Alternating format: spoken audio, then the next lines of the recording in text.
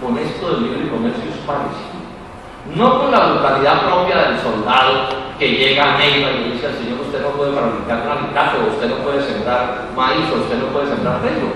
No, ahora se trata de una cosa más refinada, que es que el que siembre trigo se arruina, porque el trigo extranjero llega subsidiado y el que siembre trigo se arruina y se acabó el cuadro.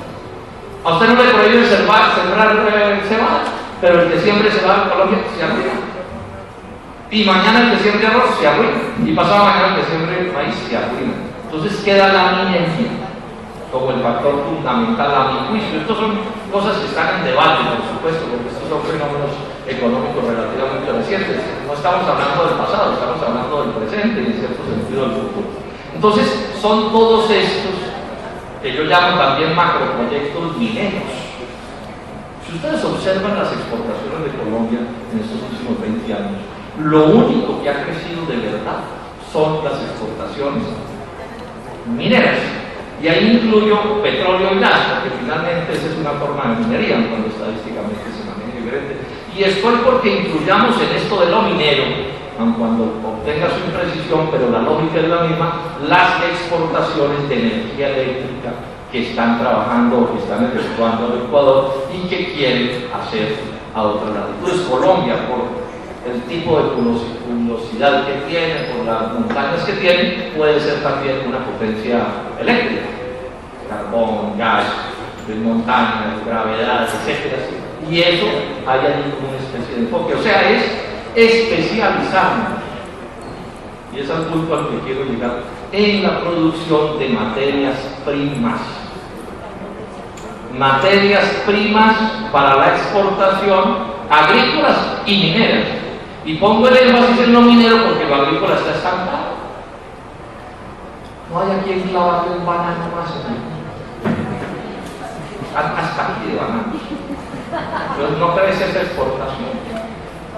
Uchuvas, el doctor Arias hizo el ridículo diciendo que íbamos a llenar al mundo de uchuvas. No solo a él se le puede ocurrir que es una genialidad producir uchuvas, fabricar a convencer a los japoneses de cómo uchuva.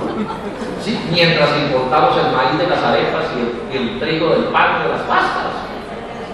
Sobre esto incluso un amigo mío neoliberal, por lo demás simpático, el tipo me decía: pregúntele al doctor Arias si con las uchuvas vamos a exportar la milanta para la griega.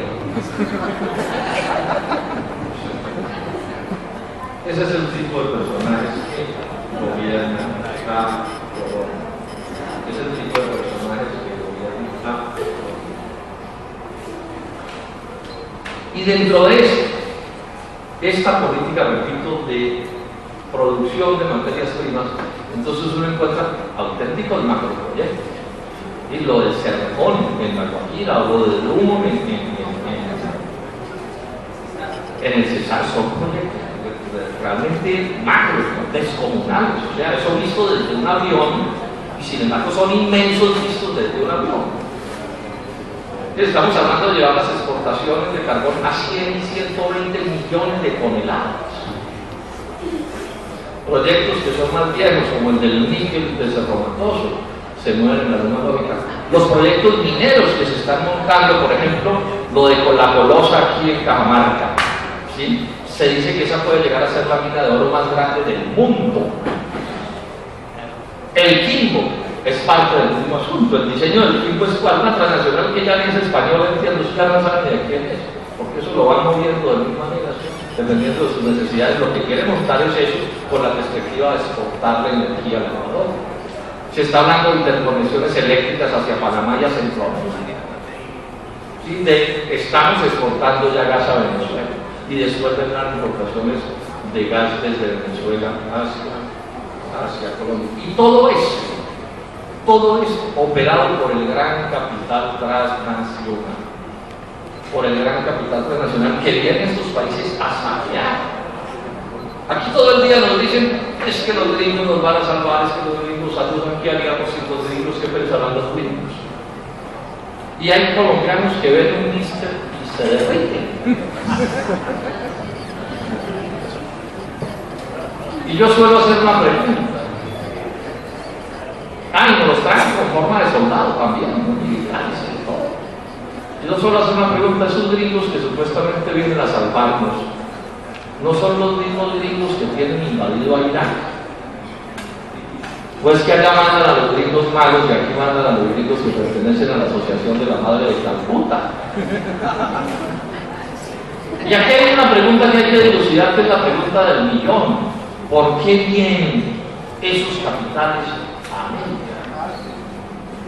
¿Por qué un alemán, un francés, o un gringo, un mister en general, que tiene un montón de dólares por allá y que vive como un príncipe, por qué se le ocurre venirse aquí al Quimbo a enterrarlo en la mitad de una cordillera andina?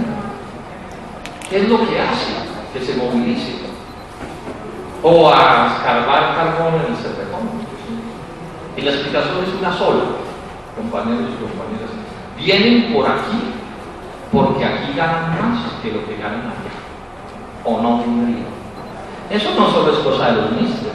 ¿Qué haría que uno de ustedes de Neiva se fuera a invertir a Pitalito unos pesos? Bueno, una novia podría llevarlo, pero como estamos hablando de economía, yo diría que alguien de Neiva se va a Pitalito a invertir si en Pitalito gana más. Lo mismo pasa con el capital extranjero. Vienen a América, vienen a Colombia si ganan más.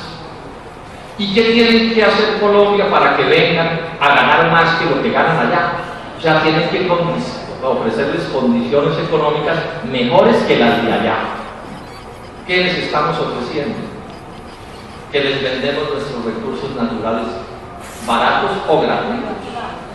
Ustedes observan las regalías que llaman y son bajísimas. Por ejemplo, en el oro son del 4%, eso no pagan el hueco. En el carbón puede ser del 6%. O sea, hay que venderles barata la propiedad de nuestros recursos naturales. Si quieren empresas, hay que venderles barata a las empresas. Sobre eso hay estadísticas, las que ustedes quieran.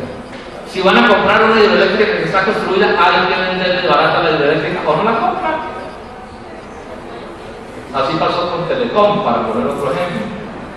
Hay que ofrecerles otra cosa, que los impuestos sean bajos o inexistentes. Los impuestos tienen que ser bajos o inexistentes. Yo tengo por aquí, no lo quiero leer, pero cómo aparece Álvaro Uribe entusiasmando a los ministros del Quimbo, diciéndoles, no, es que ese es un negocio muy bueno, la renta que era del 23 se lo rebajamos al 15. Si reinvierten utilidades, les bajamos el impuesto de renta al 9. Además les declaramos zona franca. O sea, en el fondo se construye con los impuestos que el Estado rebaja, es como estos ministros terminan pagando lo que supuestamente son sus inversiones. Otra cosa que exigen o si no, no vienen, y esta es fundamentalísima, mano de obra barata, muy barata.